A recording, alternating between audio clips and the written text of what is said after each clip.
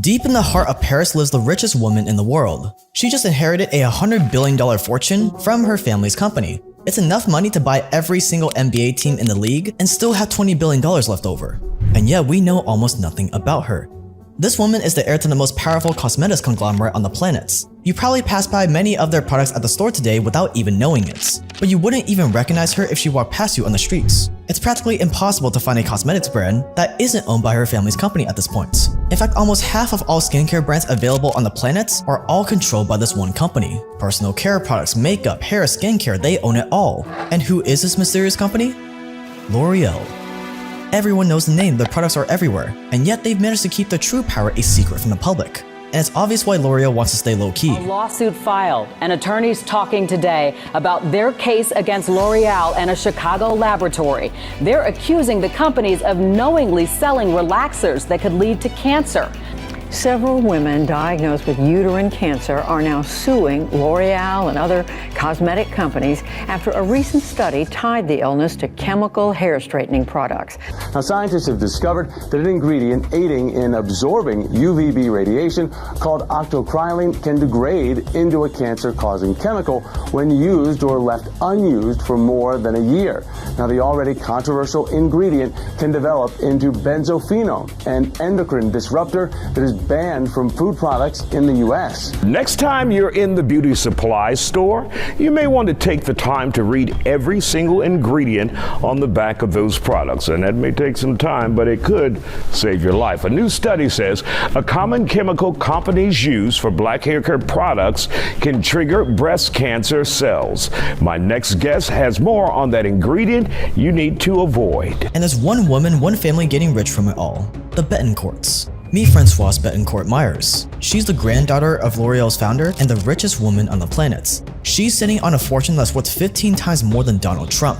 And her family made this insane wealth by controlling what humanity puts on their skin. And what they put on her skin is not pretty. Stay dangerous, subscribe for more, and let's get into it.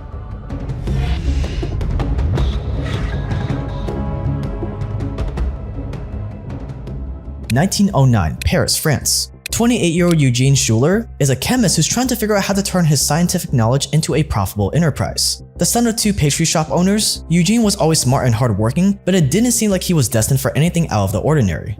After graduating from the Institute of Applied Chemistry, he decided to take a job as a lab assistant and was headed down the path to becoming an ordinary university researcher. But then one day, as he was going about his normal chemistry experiments, everything changed. The owner of a local barbershop came into the lab, asking for help in creating a product that he thought would revolutionize the beauty industry: hair dye. While hair dye technically existed already, it was rarely ever used by women in France because it was seriously dangerous. There was a ton of lead in all the available hair dyes, which badly irritated the scalp and could lead to lead poisoning and death. Plus, it didn't even work that well. The color would drain from the hair quickly, and sometimes it barely changed the color at all. Women were hungry for a hair dye that actually worked without killing them. It was a huge opportunity. Eugene knew that and he wanted it all for himself. So he cut off the barber and began running experiments on his own to try to create the world's first effective hair dye. And at first, things weren't going as planned. He didn't quite get the formula right no matter what he tried. But he refused to give up.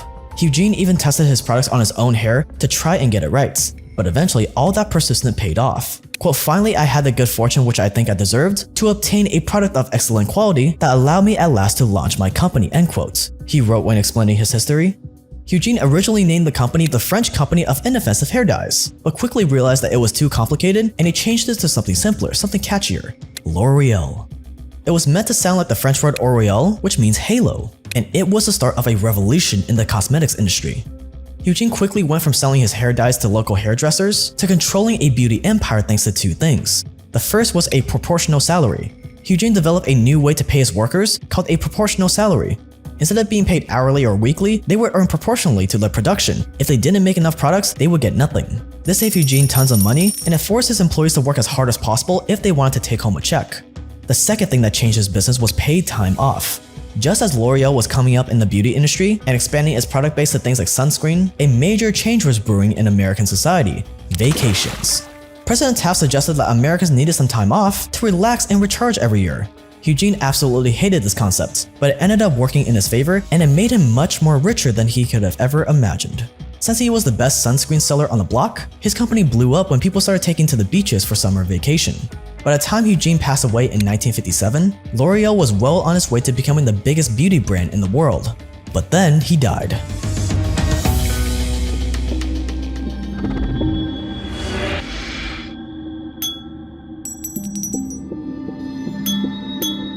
Once his founder passed away, L'Oreal went to the rightful heir of the company, Eugene's only child, Lillian.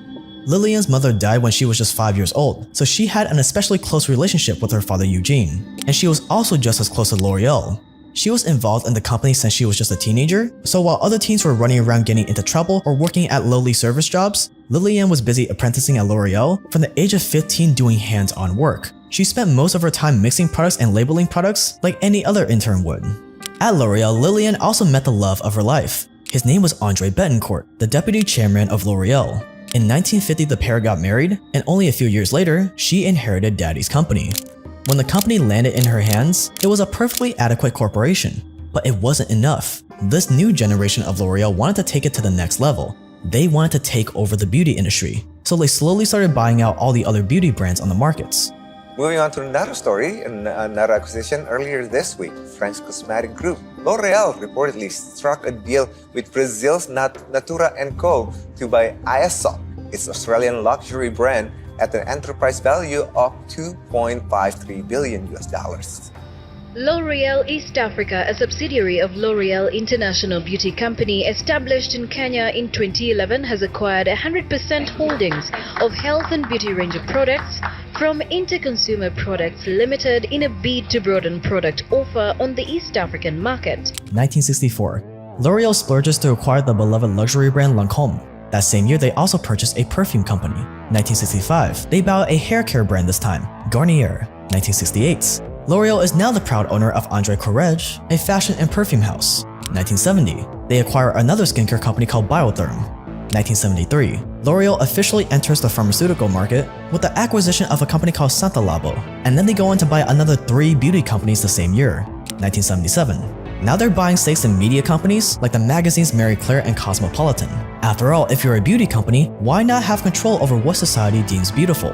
The L'Oreal conglomerate was on a mission. They didn't just want a piece of the beauty industry, they wanted the entire thing. And the trick was they didn't just invest in luxury brands, they also started buying up all the drugstore makeup brands as well. If anything, that's where the real money is at, because people who bought their makeup from drugstores probably aren't likely to look for new products. They just bought what was readily available to them. So if L'Oreal could own every brand on that aisle, it would basically be a never-ending fortune. By the new millennium, they had practically achieved the goal of owning it all. L'Oreal built itself into a multi-billion-dollar beast that runs over 35 of the most used beauty brands in the US and beyond.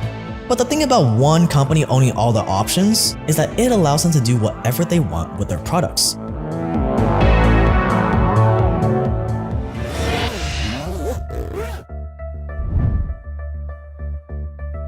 Meet Marlene Coral. Marlene was just a normal 66-year-old woman from the UK who was looking for a way to rejuvenate her skin. Like so many other people, she recognized the L'Oreal brand and thought that they might have the secret to giving her skin some life again. A brand that's been around as long as L'Oreal had to be trustworthy, right?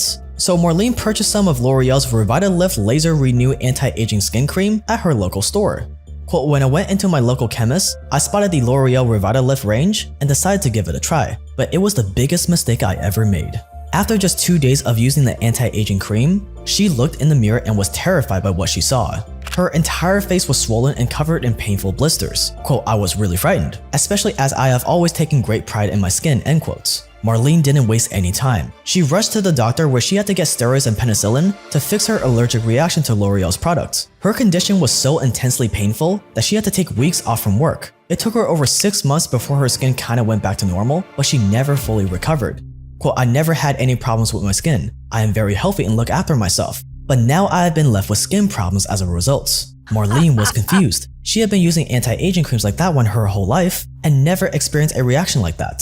She decided to go to a private doctor to get some more clarity on why this happened with L'Oreal. They found that her severe allergy was triggered by an ingredient in the cream called methylisodiazolinone, a preservative that's put into beauty products to increase its shelf life, which in turn makes it more profitable for L'Oreal. Marlene's story is a great example of how dangerous preservatives in beauty products can be. Preservative ingredients aren't doing anything good for your skin. They're in there just to make the product last as long as possible so that the company makes more money. And this is just one ingredient. Every day, the average American uses 9 different skincare products, which means they're exposing themselves to 126 different skincare ingredients that haven't even been regulated by the FDA yet. This includes both men and women, by the way. And 25% of women use more than 15 products on their skin a day. That is an insane amount of untested chemicals we are willingly putting into our bodies every day. And yet we wonder why people are getting fatter and sicker all the time. Sure, it definitely has to do with our food supply, but it also has to do with all these chemicals that we're lathering ourselves in. The most popular types of chemicals to use as a preservative are called parabens. This stuff prevents mold and bacteria from growing inside a product. But ironically, it's also known as one of the most dangerous preservatives you can use. And the thing about parabens is that they actually mimic a hormone in your body called estrogen. In men, that means your lotions, shampoos, deodorants, and so on are lowering your testosterone. Your body washes are lowering your sperm counts, and it's making the sperm you do produce abnormally shaped and slower moving. In women, parabens can make them infertile and increases the risk of breast cancer, which is especially messed up since L'Oreal's main customer base is women. In response, some retailers in the US are banning these types of ingredients, but not L'Oreal. The company owns half of the entire market. Taking out parabens would cost them billions. Instead, they're just finding clever ways around this issue like they always have. When asked why they include this toxic stuff in their products, L'Oreal simply explains, a few non-clinical studies suggested that a certain type of parabens, long-chain parabens, might cause endocrine disruption and breast cancer. Facts! The most widely used group of preservatives in cosmetics are short-chain parabens. They are safe, gentle, and efficient preservatives, end quotes.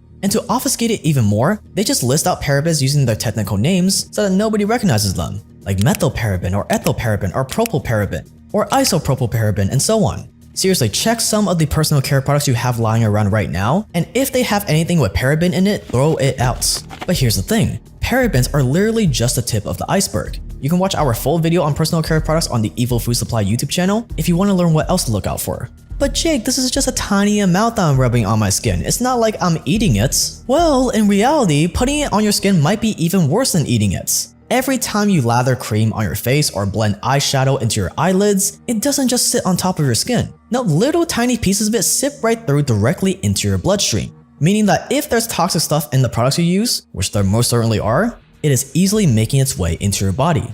If you use 9 of these products every single day, that small little dose of poison is gonna quickly add up to a lot of poison. But don't feel bad, it's not your fault. No one taught us about this. Pretty much all the products out there have ingredients like this, so it's very, very hard to be safe about it as a consumer. Most people don't envision their morning skincare routine as a cigarette. In fact, they think they're doing their skin a favor thanks to all the lavish marketing claims out there. But in reality, a cigarette might just be the perfect analogy.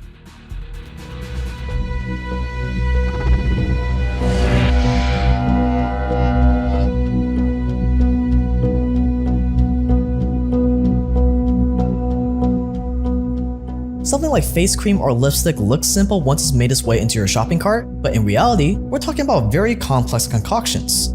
The average personal care product in the US has 14 ingredients in it, and all that stuff is more expensive than you might think. That's why L'Oreal has to lower its cost by getting their ingredients from the cheapest possible source. The small, practiced hands of a 6-year-old.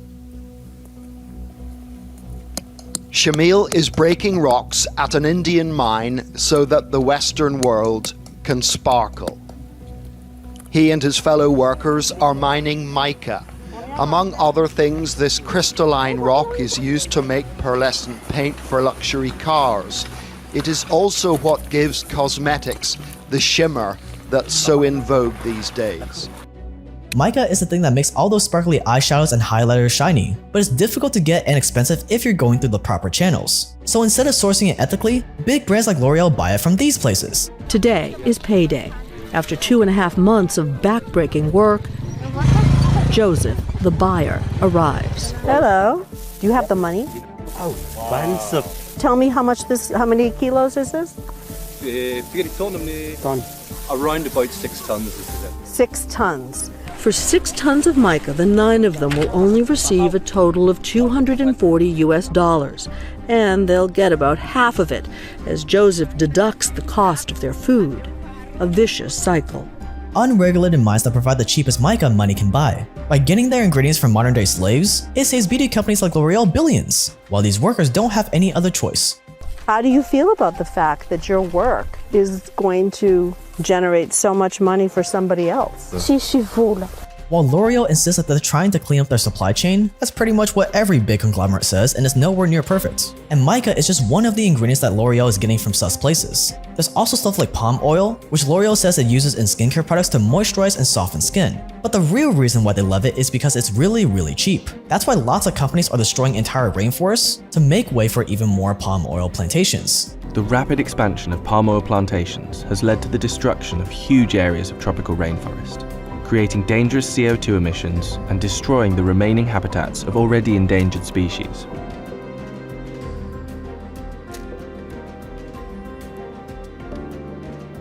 It's extremely cheap. It's shelf stable. It has natural preservative qualities.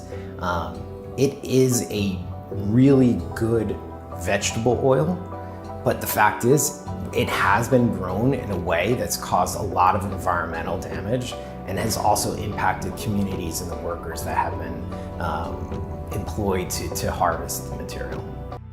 And then there's carnauba wax. L'Oreal just came out with this groundbreaking waterless sunscreen, whose main ingredient is carnauba wax. It comes from a tree in Brazil, and it goes into all different types of makeup products, from lipstick to mascara. But these farmers don't have any leverage over L'Oreal, so L'Oreal takes it for the lowest possible price. And this job isn't easy. One federal cop investigating the industry explained that carnauba harvesting is a painful activity because the working conditions under the sun in the northeast aren't easy. It's extremely manual, heavy work using hand tools. A worker from one of the plantations said that, "It's so hot we stop for a bit because otherwise the sun would kill us. We can only cope with so much." And L'Oreal is one of the biggest clients for these unethical harvesting operations. Almost every ingredient inside L'Oreal's products, from their skincare creams to their makeup products and hair dyes, can be attached to the suffering of thousands of people. Their products aren't just putting you at risk, but countless of other people all around the world as well. And it's especially messed up considering that most of their products don't even work.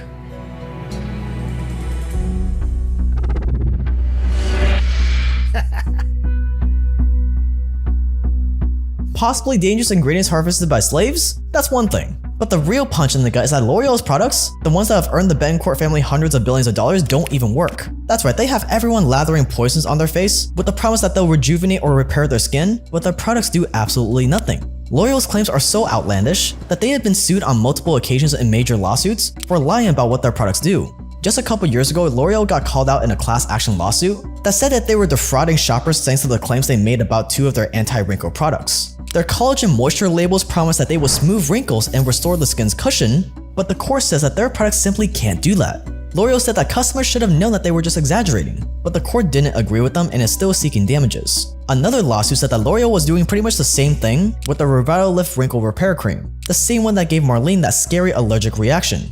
All of the 17 products in the Revitalift line are under fire because a huge part of their marketing strategy is saying how they help reduce wrinkles. Many of their products claim to repair wrinkles and repair the skin barrier. But once again, the court says that all of these are just empty promises.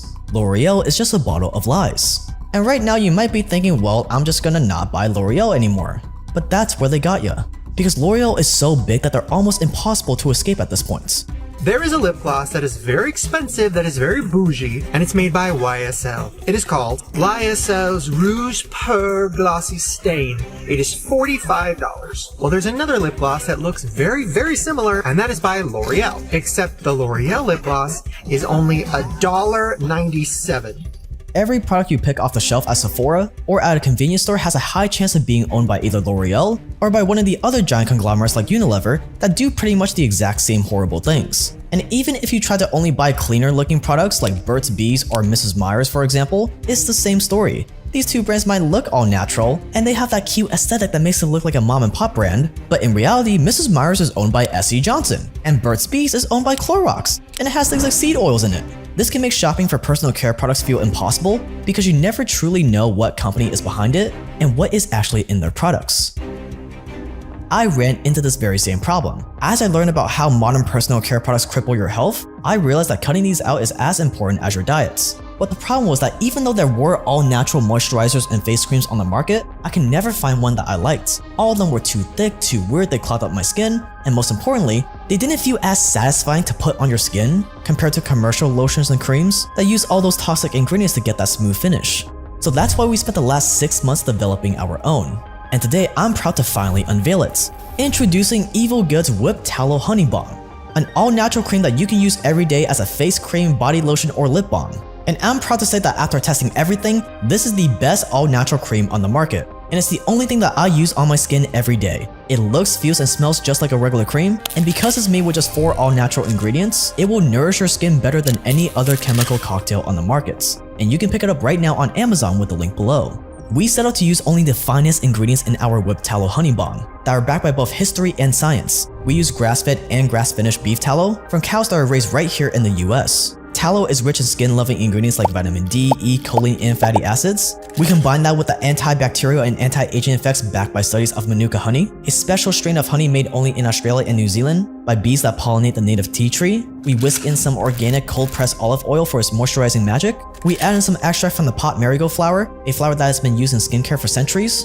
We whip it up to give it a light, airy texture that is oh so satisfying to spread on your skin. And what you get is the absolute best skin cream you could have ever asked for without any BS. It's proudly made in America, and yes, that is me at our manufacturing facility in America inspecting everything to make sure that you and me are only putting quality stuff on our skin, because again, this is the only thing I put on my skin. Evil Goods is on a mission to give a giant middle finger to all the corporations that are poisoning us. So if that's a mission you can vibe with, do your skin a favor and pick up a jar for yourself right now on Amazon by clicking the link below. So buy now with the link below, and as always, stay dangerous.